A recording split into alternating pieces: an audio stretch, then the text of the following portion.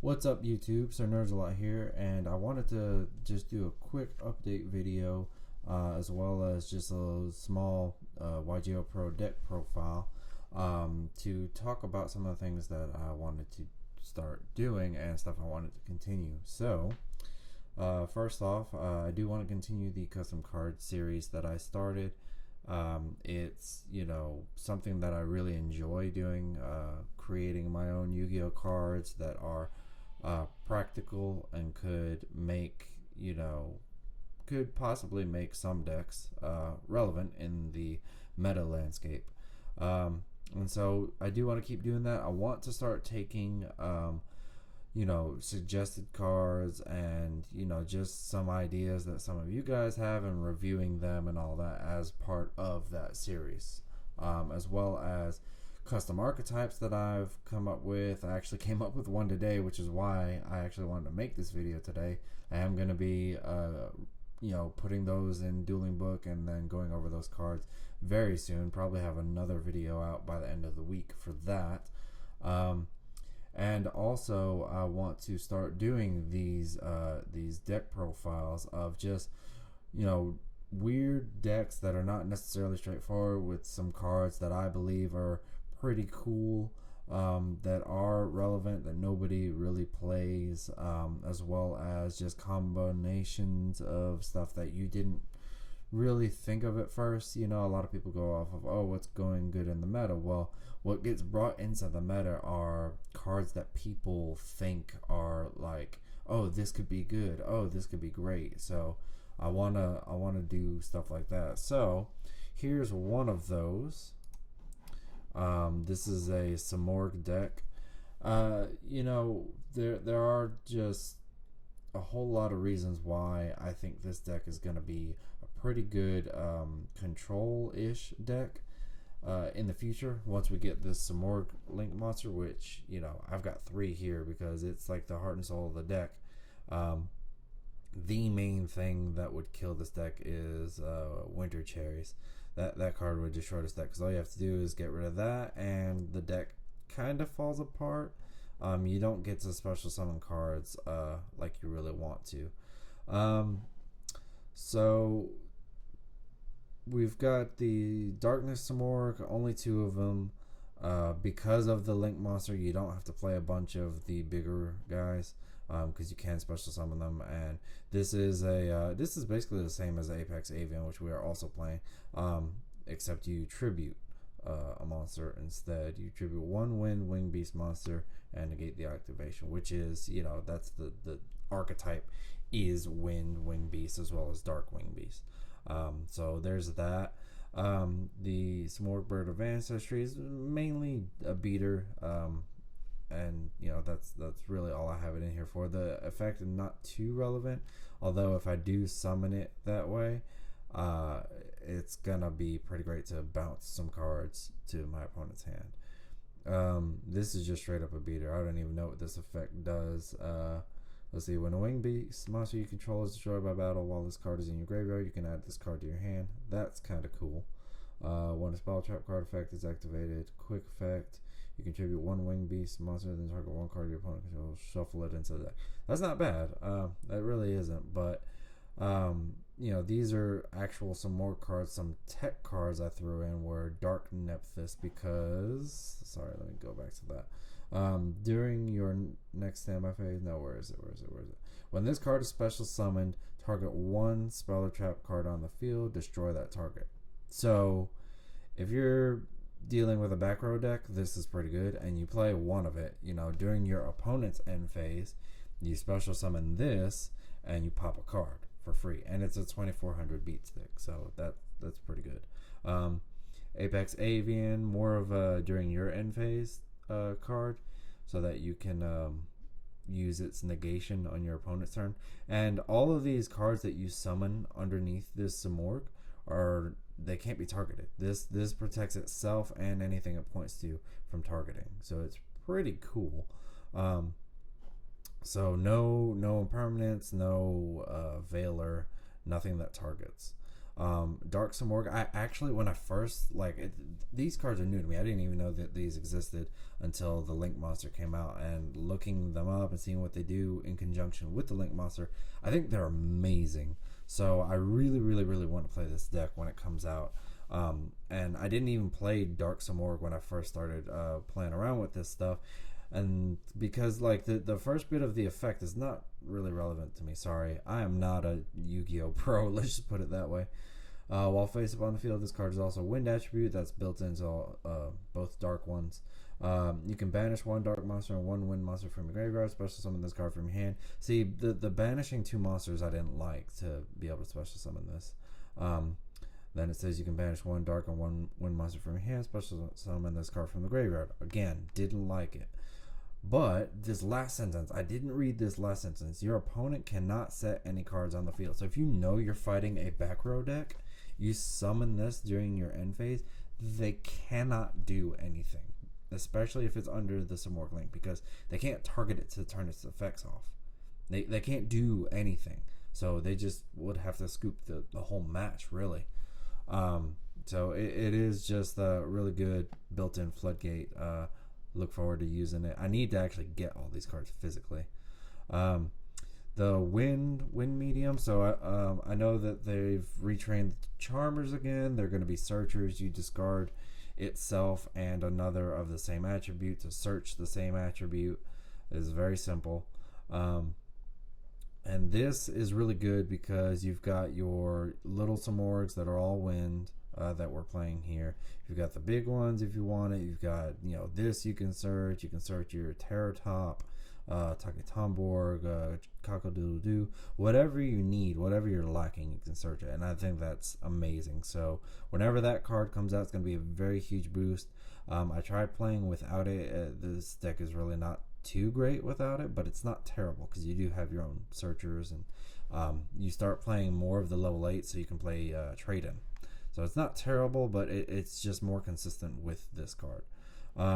Then Cockle-Doodle-Doo is just the 3 of, because of the first turn, you just, special summon it. It's a wing beast, and that's all you care. You don't care about it being able to synchro because it's a tuner or nothing like that. Just, it's a wing beast. That's all you care about. Special tech for this is Garuda the Wind Spirit. Can't be normal summon or normal set. Can only be special summoned by removing from play one wind monster in your graveyard. So, removing from play, okay? This is an old card, but it is a wing beast monster that special summons itself, and that is exactly what we care about. So, there have been so many times where I open up with Speedroy Terror Top or, Taketomborg, and I've got, well, really, it's like this, and that's it. And then everything else is spells except for Garuda. So I just special summon this, add the Taketomborg, special summon that, link them away into the Harpy Link monster, just in case. And then banish one of them off with Garuda and go into the Simorgh. It's a nice extender to have. So we play 2 of those. I was playing 3, and then I realized, oh yeah, Cockle-Doodle-Doo works just fine. So we'll play 3 of those and 2 of these as a backup. Simorgh, Bird of Protection. Decent card. Don't really care too much about the effect except for special summoning itself from the graveyard, which all the little Simorghs do. If your opponent doesn't have spell or traps, which means that this deck really has to go first. If you go second, it's likely your opponent's gonna have spell traps. If they have a field spell, it doesn't count. But if they have a continuous spell or anything set, you can't special summon these guys from the graveyard, and that's the Achilles heel of this deck.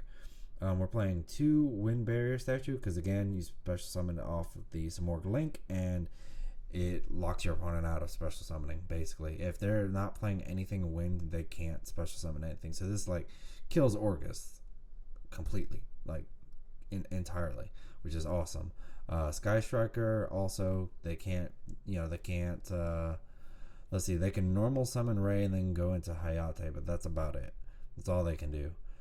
They can't use the Hornet drones, so they have to have a way to get to Ray. And let's see, what else is there? Thunder Dragon absolutely can't do anything because all they do is special summon. They don't really normal summon except Battery Man. And he can't even get his token because that's a special summon. So it is what it is. It's a good floodgate. Play 2 of them. Sometimes you open with it. It's fine. It's a decent normal summon. If you have this and Simorgh, you just use it as material, just like any other card. But I just didn't want to get run over, which happens very easily, and then not have another one to stun them. Terratop, very self-explanatory. You want this going first if you can get it, so that's why this is so important. And then 3 Terratop, Simorgh, just because most of what you're summoning turn 1 is going to be wind, and especially some of this, it's just an extra material. This only requires 1 winged beast monster, so you can have 2 Simorghs and 1 winged beast, and you get this Simorgh Link monster, so that's pretty cool. Simorgh Bird of Beginning. This card is your searcher in the Simorgh archetype, and also does the special summon from the graveyard thing, so that's pretty cool. That's why we play 3. It searches the, let me see, this, no, normal summon, you can add 1 Simorgh card, so it searches the entire archetype. And usually you want to search this if you've got enough stuff in your hand to pitch. Simorgh Bird of Beginning. So this just gives you another normal summon for Simorgh monsters specifically. I thought it was Winged Beast at first, but it's actually, it says, normal summon 1 Simorgh monster in addition to your normal summon set. You can only gain this effect once per turn. There you go. And then it has the graveyard effect also. So normal summon this, then you normal summon this, then you add whatever. Link these 2 away. Just this and another Simorgh normal summon or another Winged Beast special summon is everything you need. So normal summon this, okay? Then let's say you have this and you don't have, you've got the Bird of Protection instead of Bird of Bringing. Normal summon this, your effect is useless there, link them away, okay? Then special summon either one of these back, and then link all of that away, and you have your Simorgh. Or you only have this, then you special summon Simorgh, link those away, bring that back, again, Simorgh link. Like, it's very easy to get to this link monster, and that's why I want to play this deck so bad. So going into the spells, Simorgh Onslaught, this is your spell searcher. Discard 1 winged beast monster, add 2 Simorgh monsters with different attributes from your deck to your hand. And then you can banish the card from your graveyard, reveal 1 winged beast monster in your hand, and if you do, reduce the levels of the monster in your hand with that name by 1 for the rest of the turn. Even after they're summoned. So, whatever. That's not as relevant. It really just helps you normal summon this with 1 tribute, or normal summon this with 1 tribute. So it's fine. And you get to get a plus. Well, I guess it breaks even this card and discarding a card, and you add 2. So usually, if I don't have this, I'll add this, and then I'll add Simorgh, Darkness Simorgh, because Darkness Simorgh can special summon itself from the hand and the grave. So if you do end up having to tribute something, this will come out on its own, which is pretty great.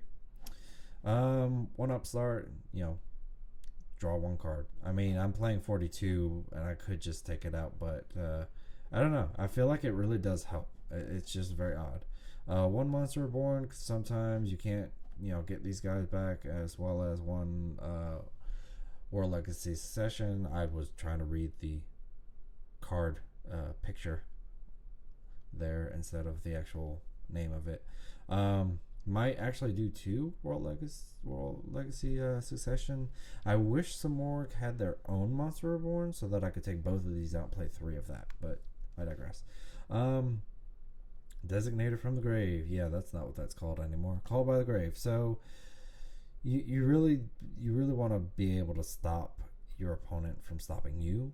2 of these is really not enough, but I hate drawing 2 in my first turn, because if you're going first and you draw 2 of these, that reduces your chances of going full combo, which is a very short combo. You end up summoning exactly 5 monsters a lot of the time. So Nibiru is a thing. However, if you summon this, you can activate this from your hand.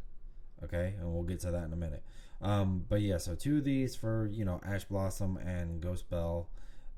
Sometimes, Ghost Bell is a problem. Ghost Ogre is also a problem. So just be careful with that, and especially Winter Cherries. So that's the main reason why I play it. That's why I say you might want to actually play 3, but we'll see. And then the Elbor's Sacred Land of Simorgh. Basically, it buffs all your Wind Wing Beast monsters, 300 attack, 300 defense. And then you can use each of those bulleted effects once per turn. Reveal 1 level 5 or higher Wind Winged Beast. That is a tongue twister if I ever heard one. Wind Winged Beast monster in your hand. This turn you can normal summon Wind Beast monsters for 1 less tribute. So if you haven't used your normal summon, so if you started your turn with Terratop and Tagitomborg, and then you special summon the Garuda, you haven't normal summoned. So if you're able to get another body on board without normal summoning, do it, and then you normal summon this, and then during your end phase you bring out Apex Avian. So now they can't set cards, and you have a negate to slow them down. So it's pretty great. And then the other effect is if you control a Wind Wing Beast monster, you can immediately after this effect resolves normal summon 1 Wind Wing Beast monster. So you activate the first one, activate the second one, boom, you get to go.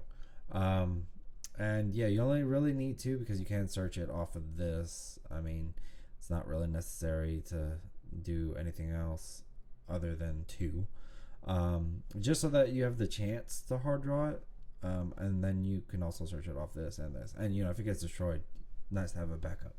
Alright, final card in the main deck, and then we'll run quickly through the extra deck, and I will let you guys stop hearing my voice. So Heartbeast Featherstorm works with Wind Wing Beast type monsters because that's the Heartbeat archetype as a whole. It says if you control that until the end of this turn, negate any monster effects your opponent activates for the whole turn. After this card is activated, monster effects are turned off for your opponent. So this stops Nibiru dead in its tracks. So once you've got this right here, which is the Heartbeat Link monster, which requires 2 wind monsters, very easy for this deck to get out. You link summon this, activate this, they can't touch you. They can't stop Simorgh. It's that simple. The only thing is you do have to hard draw this, so not happening as often as you would like. But you can also, if you don't want to do that, save it, set it. There have been times where I've drawn 2, so I activate the 1, set the second, end phase, special summon whatever I need. Then the second that they do anything on their turn, activate that other one, and they can't do anything. And it's pretty fun because people rage quit. Not that I enjoy making people rage quit, but it's just the habits of a lot of people playing Yu-Gi-Oh! Online. Alright, extra deck. And I'll run through this, and we're going to ignore this. These are just some ideas. I do want to flush this out, but nothing special on the side deck right now. Tornado Dragon, just because it is a wind, so if I need back row removal, and then I also need to link it away for something else, there we go. Dagusto Emerald, same reason. You get to draw a card, and, whatever. It's wind. I don't really see why it's rock. I really wish that it was a winged beast because it does have freaking wings, but I'm not very familiar with the Gusto stuff, so whatever. 2 Apollosa, just because it is actually difficult to come up with things to put in the extra deck for this deck. Thought about some rank 8s because you could go into them, but it's not often, so I don't know. I'll keep thinking about it. And we do have a tuner, so maybe some synchros just for the heck of it. The 2 Apollosa, potential 4 negates per card, and it's a wind monster, so why not? This card, just because it is a wind wing beast monster, and it points down to you twice and once up to your opponent, so fairly decent. Gains 2400 attack while your opponent has no monsters in their graveyard. So if you're going second, this is a good card to try to OTK your opponent. Can't guarantee that would happen. That only brings us up to 4800. I would rather go Boral Sword, but I'm trying not to be typical about card choices. Simorgh, Bird of Kings. So in a nutshell, So you can't use it as link material first and foremost, which is a restriction placed on it. Your opponent cannot target this card or winged beast monsters this card points to with card effects. If this card would be destroyed by a battle, you can destroy one Simorgh card you control instead. So if you've got the field spell, you can pop that instead. Or if you're using their traps, they do have a continuous trap, which is supposed to protect by battle. I don't find it to be very useful, so I don't use it. But you can pop that too. Or if you've got a Simorgh monster, you can pop that. This card is more important than most of your other Simorgh cards. So it really wouldn't be terrible if you did that to protect this. Let's see if it's short. During the end phase, you can special summon one winged beast monster from your hand or deck whose level is equal to or lower than the number of unused spell and trap zones on the field. So that takes into account yours and theirs. So there's 10 total, right? Because we don't count field spell. 10 total spots.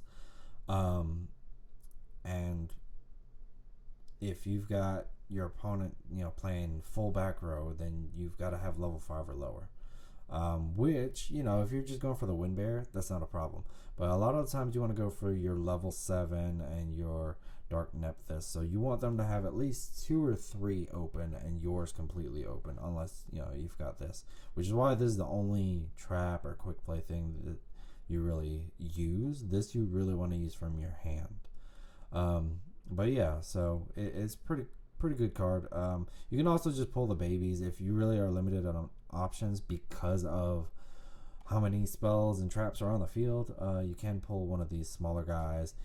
It'll probably get killed, but hopefully during your turn you can special summon it from the graveyard by its own effect, which has happened. It does come up. So there's that. Heartbeat Link monster, only for its name and winged beast. The effect is irrelevant. I really don't care about the effect. I just care that it falls in line with what we're trying to accomplish, and it allows you to activate this from your hand. They trigger Nibiru, you have that in your hand, boom, go for it. 2 of them, just because if one Simorgh dies, this card helps get into Simorgh easier. Simorgh Link. This just because it is, it's makeable in this archetype. With this deck. I don't know what I'm saying. Great Fly, same reason, although it does help you push for damage, which is one of the reasons why it's here.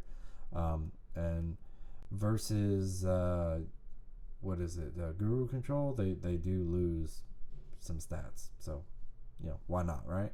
Gum Gun does help. It does help. I have used this to... Let's see. During your main phase, you can immediately after this effect resolve normal summon one wind monster. You also cannot special monsters, synchro monsters. Not that effect. It's the banish one wind. No, there's a special summon one on here. Anyways, I've used one of the effects one time. Again, it's just here because we do play some speedroids and because it's a wind monster. That's really it. You do want your options for link climbing up into this.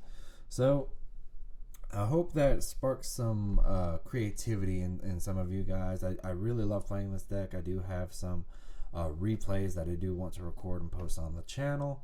I've been thinking, I want to make my videos look better, make my videos sound better. I do have a new microphone. I've got a way more expensive mic than I've ever had in my life. And I'm working on the acoustics in the room that I record in. So a lot of improvements are being thought of and made. I'm going to start editing videos on a program called HitFilm. So a lot of changes coming. So I do hope that you've enjoyed this portion of the video. Before I go, I do want to say that I have picked up Instagram with Sir Nerds a lot. So I'll have that in the description if you want to go follow me there. I find that it's one of the cooler ways that I can keep stuff coming out without having to stress about, I gotta record this video but I don't really feel like it. I can keep posting ideas of like my custom cards and deck profiles, and I can ask questions and all kinds of stuff and really interact with you guys. YouTube while it is good for that with the comments, that's about all it's got, and not everybody is allowed to do stories on YouTube. So Instagram's better. I do still use Twitter. I'm just, I haven't been on it as much. All of that, everything where you can find me and talk to me is in the description of the video. If you want to submit a custom card to be reviewed, there are just a few guidelines. I'm going to make a video specifically about that, but go ahead and just submit your cards. Just try to make them as fair as possible is all I'm gonna ask right now. Submit that. You can do that, I guess, on Twitter. DM me on Twitter or Instagram. I guess either one will work. And yeah, I'll read it, and I'll pull it up in Dueling Book if you've got it there, and we'll make a video on it. But thank you guys for watching, and hope to see you here next time.